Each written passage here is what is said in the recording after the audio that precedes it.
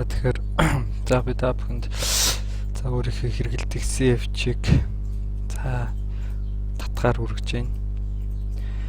За тэгэхээр татаж авсан за энэ CF гэсэн файл маань за яаж ашиглах вэ гэхээр Counter Strike тоглоомынхоо за суусан газрыг нээгээд за C Strike гэсэн фолдер дотор ерөнхийдөө CF-чийг хуулж өгдөг байгаа. За ингээ хуулчихаа. За энийхээ дараа за Counter Strike тоглоом руу орноо. За орохоос өмнө эхлээд за хөшгөө буулгаад CFG ингэж чдэг байгаа. За энийг бичснийхээ дараа за би аль нэг сервер руу ороод за үзүүлье. За hurum.com 270 за эсрүү н ороод үзчихье.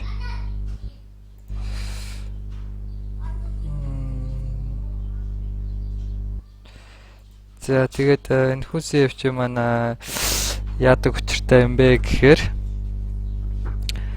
за ерөнхийдөө бол за бууны одоо энэ цэцэрлтийг за баг зэрэг багсгаж өгдөг байгаа.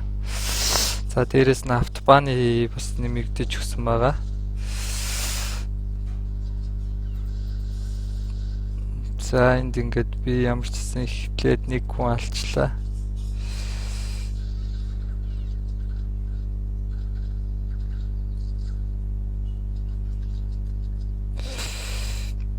За энэ маань нэг айхтар тийм за юутай ш. За гэхдээ яг уу ерөнхийдөө monolite хийцэн за ойр зүрийн л ерөнхийдөө тохиргоонууд байгаад хамгийн гол нь таны буудалтыг за багхан ч гэсэн сайжруулж өгөх боломжтой гэж.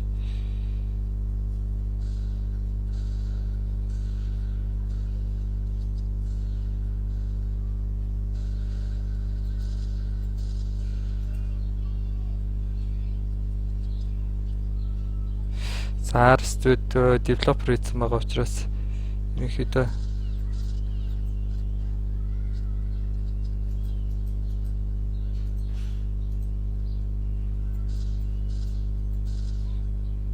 за та харсан багтай хазаарлал төрөгдөж шиг боллоо.